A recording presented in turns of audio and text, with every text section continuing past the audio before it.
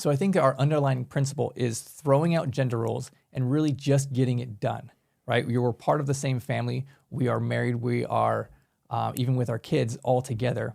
And so we took this approach of whoever gets this first, let's get this thing done.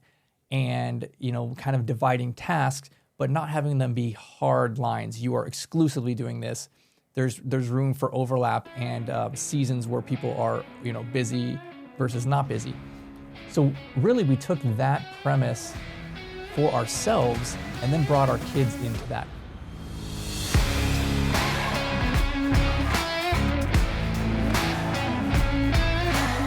Welcome back to The Donkey and the Bee with your hosts, Brett and Laura Shakavis, where we have discussions on all topics, marriage, entrepreneurship, and finances.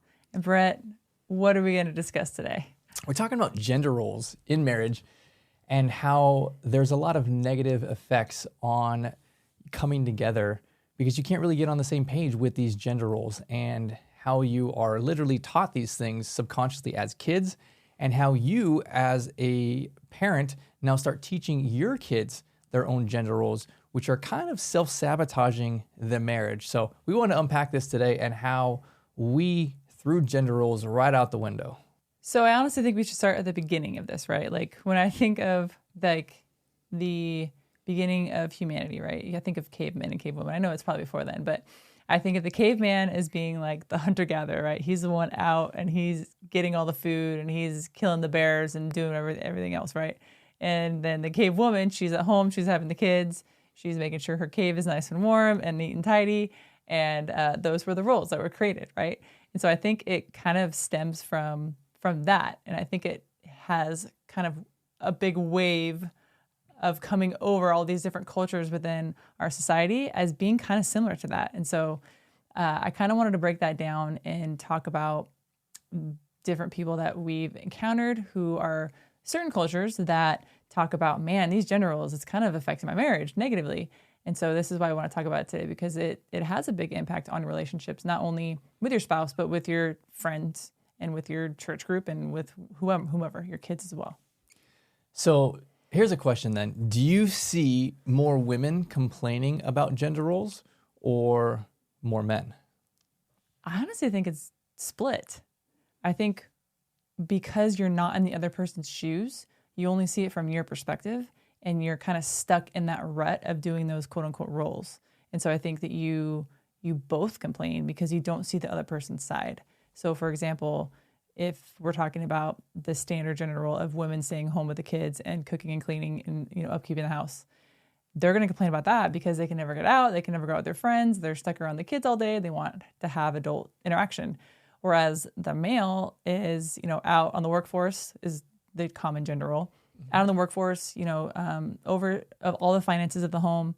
And he's, working from 9 to 5, 40 hours a week, and he comes home and he just wants to open a beer and watch TV.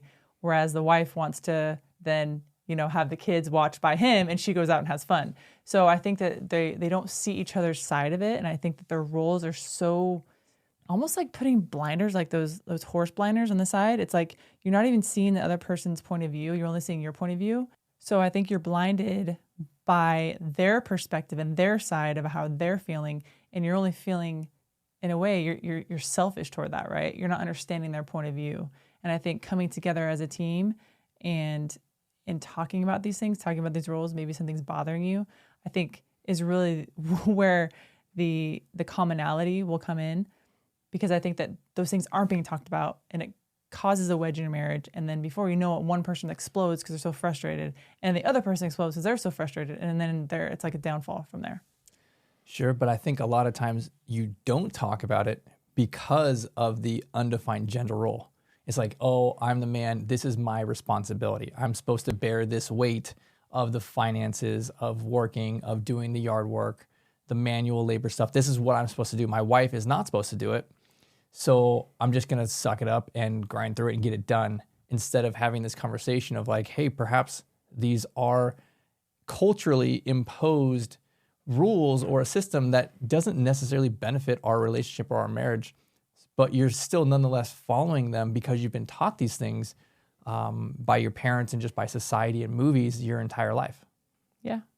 Well, what if one individual, say the husband was raised in a very gender role identity, right? Like that's where he believes that the man has to work and get out and just oversee the finances. Whereas what if the wife didn't grow up in a role like that? Maybe she grew up in an environment where there were no gender roles, and the women did all the things that the men did, and the men did all the things the women did, and it was just kind of like you work together to get things done. So how would that play out in a relationship? Well, I can speak to our relationship is I don't think we knowingly kind of threw out gender roles. I think we just did it more on a practical basis. When stuff needed to get done, whoever was there just got stuff done. And I know specifically from finances, when we got married young, we were like 23, 21. I'm very much a numbers person, and you are very smart with numbers, and you were handling your own finances and all that kind of stuff through college. So when we first got together, I'm like, oh, I'll take over this. And you're like, oh, no, I can do it too. I'm good at this also. And so that was one of the kind of key aha moments, like, oh, we both have these skill sets, but nonetheless, you defer to me really because it's something that I enjoy. I'm a numbers person. And it was less about the gender role of the man can do it, because you for sure could have done it, but you kind of just tasked that or deferred that to me as like, hey, you're going to take the lead on that responsibility, partly because of skill set. And I think that's really a great approach to this, is really we kind of split things into kind of two sections. One, like stuff just has to get done. We are literally together. We have made a commitment to become one. And when stuff's got to get done, it's just got to get done. Even if it's usually some of the roles that you take the lead on, I'm still going to come up and do it, because when I walk up and the trash is full, it's not your role to take out the trash. It's the family's job to get the stuff done, right? Mm-hmm. So we're going to get that same thing done. But on the other side, I think there are things based on skill sets or timelines or just different phases in life where one person will take the lead on something more over the other person, but that's not an exclusive thing. I remember when we first got married, when we first bought our house, and we had, a front yard and a backyard, and we were so young when we bought our house, and we were still working in restaurants, and so we didn't have the money to like pay someone to come and do our yard work. And I remember it was like a thing where I was like, I'm going to do it. Like, that's my role. Like, I want to get out there and I want to edge the lawn and I want to mow and I want to trim the bushes and like do all those things. And you were like, really? Okay, go for it. And so I think that was something that I almost had like this, like, what is that? Like the woman power where she's like flexing her muscles.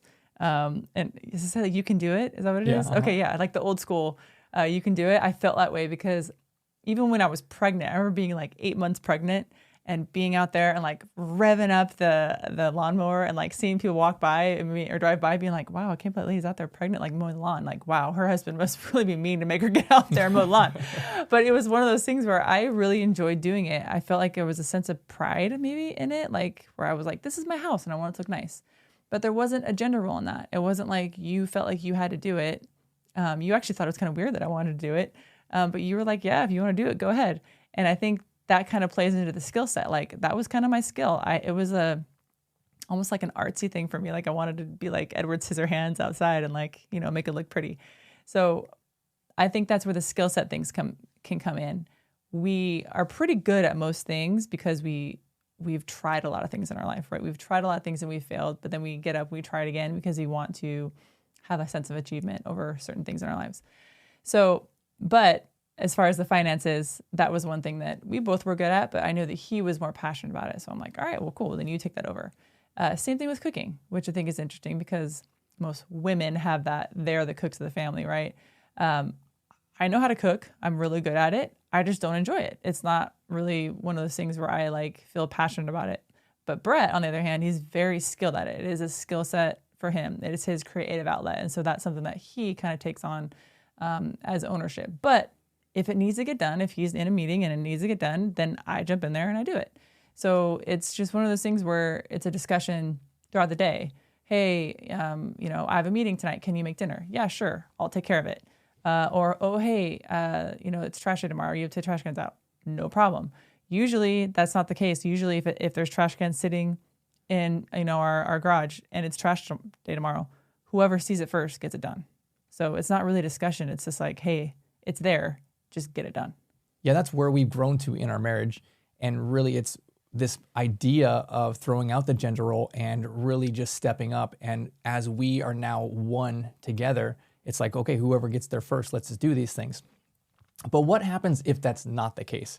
If you kind of feel divided, one side versus the other, and let's say if you were the wife and you felt like you were picking up way more slack, your husband was, just disproportionately not carrying their load and putting a lot of these gender role things on you, instead of when he has the opportunity to make dinner or take care of the kids or helping with the homework, he's not stepping up and doing that. How do you solve that, or what do you do in that circumstance? I think it's a bit tricky because if you have someone, say the male, who's grown up in an environment where he feels like his role is like black and white, like this is what it is and this is what it is, like there's no deviation from that.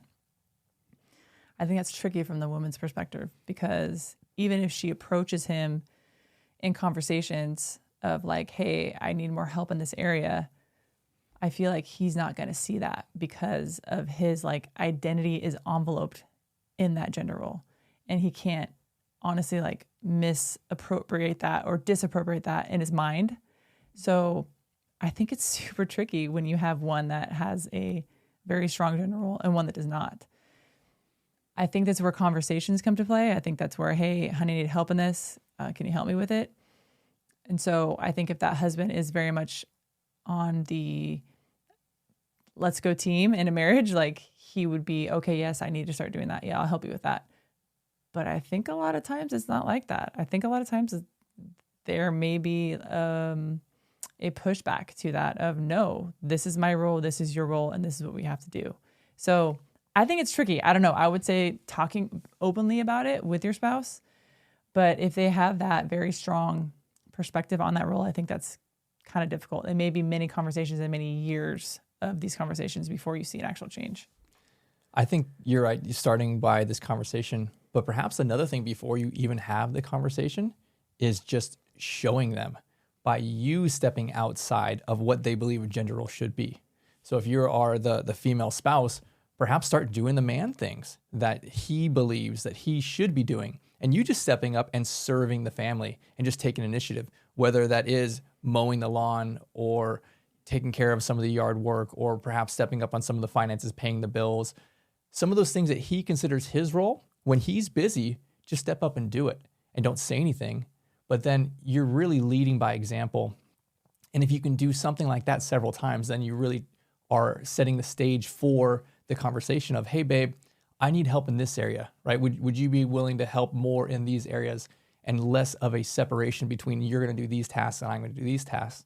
I think I would kind of slow play it like that and make it an easier conversation. I think that might really upset him. Really? I mean, granted, I'm not a man, but maybe I'm putting it in perspective of our relationship. Mm-hmm. If I just all of a sudden was like, I'm going to start doing the bills, or I'm going to start doing the finances, you'd be like, whoa. Like, that's mine, You're not doing it right, or it should be this way. And especially if the man's identity is wrapped up in that role, and then the women's coming in and infiltrating that, he may feel less than. He may feel you're almost emasculating him, at least from my perspective. And so I think that's a tricky thing to do. I don't know. I'm kind of in a disagreement with that a little bit, because I think that it may explode more than do better for the actual relationship. I could see your point on that. I think in the context of there is something that he's just not able to get to, there's always stuff that you're not able to get to. And, we've talked about this idea of a honey-do list, right? Where the wife has things for the husband to do that are gender role specific. Go and fix the door that's, off its hinges, or, whatever, a list of 20 or 30 things that are around the house. Why don't you step and start doing those things, mm-hmm. right? Those are the things that you've asked him to do anyways, or, that need to get done for your family, for your house. Then step up and do those things. And mm-hmm. then, if there's other things that are more strongly in his kind of wheelhouse or family task role, when he's just unable to get to it, when he's just busy, hey, babe, can I help you with this, right? I see you're behind with this. Do I need to call the cable company because, they screwed up our bill, right? You want me to do that and help out with that? I think you can strategically position yourself to be helpful and not deceptive in this. Mm-hmm. So what if the roles are disproportionate? What if one person is taking on one role, but then another person is taking on like 20 roles within the family? And how do you think that you should handle that? Is that kind of similar to what we were just talking about? Like having the conversation of like, hey, I need help in this, or is that kind of a different topic? I think it's similar. Where I see it most commonly is you have these beliefs that the husband should work and the wife should stay at home and handle the kids and the homework and making lunches and dinner and cleaning and cooking, right? That's a big, long list. But realistically, in our world now, you need two incomes to be able to succeed. And so now the wife is working also and then has this expectation she needs to handle all those things. So I think it's pretty easy to find circumstances where that is the case. And I think you just need to start with some of those conversations and just stay like, hey, like, these are your kids and my kids, right? Like, you need to help out with these things because it's not about my role and your role. This is about the betterment of the family. And I think that's an important conversation to have and put it in context of these are our kids, these are our families, this is our household, right? Like, we need to be doing these things together. Mm-hmm. So Laura, as you grew up in a divorced household and your parents weren't together, so you obviously saw gender roles in a different way. What was that like for you? And as a child growing up, what gender roles did you learn? So I don't think that I really grew up in a quote unquote gender role environment. Since I predominantly lived with my mom, and then I did every other weekend with my dad, and then one day a week with my dad. We had to do both sides of the gender roles with either one of them. So if I was with my mom and she needed help cooking, I would help her. If she needed help cleaning, I would help her. But then on the flip side of that, if she needed help doing the yard work or cleaning out the pool or picking up the dog poop or taking out the trash, like, we did that too. So there was no, I would say, gender role in the environment that I grew up in.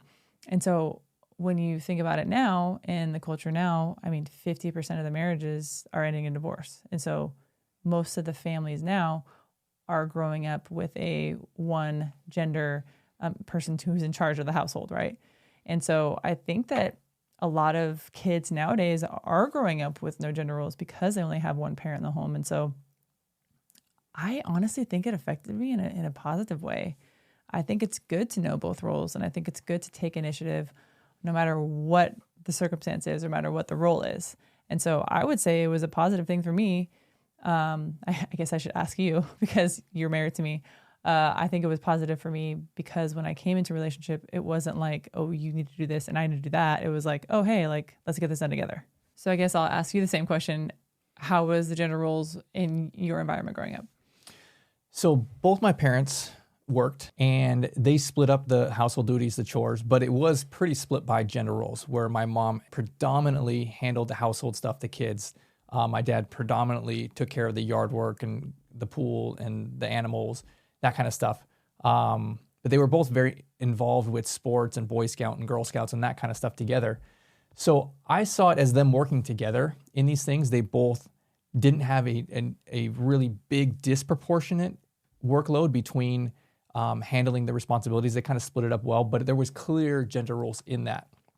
So I grew up seeing the gender roles and, here's what a man should do, here's what a woman should do, but maybe more of a newer version of it versus like the 1950s where, there was only one income. Now it was two incomes, both people have to work, but now we're splitting up these tasks. And I think that helped me see that, okay, there are certain strengths that my parents had that they were using that to help the family, and certain times where they would step up and just get things done that were not part of their strengths or part of their gender roles. So I think that enabled me to come to our relationship and say, hey, let's just get this stuff done together, right? This is not my task versus your task. This is just our family, and we're going to become one in this thing. So let's just kind of divvy these things up, but really be backup for each other and really get stuff done when things need to get done. I'm just glad you don't expect me to be vacuuming in heels with my hair done and my makeup done while the casserole's cooking in the oven by the time we get home. I don't like casserole, but it could be, steak or something else. Oh, gosh. So I think that our underlying principle is throwing out gender roles and really just getting it done, right? We're part of the same family. We are married. We are even with our kids all together. And so we took this approach of whoever gets this first, let's get this thing done. And, kind of dividing tasks, but not having them be hard lines. You are exclusively doing this. There's room for overlap and seasons where people are, busy versus not busy. So really we took that premise for ourselves and then brought our kids into that.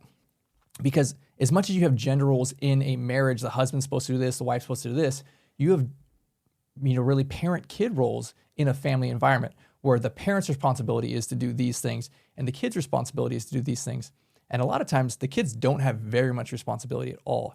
And it's a lot of things that fall onto usually the mom, but not exclusively, to handle the kids' stuff. And so we took really that approach when our girls were little to say, hey, here's responsibility. Here is you stepping up and being part of this family and doing these things. So we actually have this gesture and we lift up 4 fingers. And it's for all 4 of us, right? There's 4 people in our family, and it really means like a unity, solidarity, be part of the family. And a lot of times we will throw up the 4 fingers when one of our daughters is being selfish or not contributing, pulling their weight as part of the family, right? Like we're together, we're doing this thing together, right? And we have like our own little code for that, like, hey, get your butt in gear, right? Like let's throw up the 4 on this. And so even as they were little, it was like, here are some of the things that you can do. So right now, our girls, they set their own alarm. They wake up in the morning. We are at the gym. When they wake up, we get home. They've woken up. They've gotten dressed. They brushed their teeth, combed their hair. They've made their own lunches. And they're like getting ready to go, right? They take care of the dog. They do a lot of different things. And it's responsibility that is usually a gender role. It's usually on the mom, right? You always hear moms complaining about, I got to make lunches again. Mm-hmm. My kids don't like it. They just complain about it. We had the same thing. It was like, all right, girls, well, you want to complain about it, make your own lunch, right? Mm-hmm. So now they do the ordering. They are every single week. They're going on the grocery store website, putting everything in the cart, and then we're going through reviewing it, adding stuff, and they're doing the ordering, putting stuff away.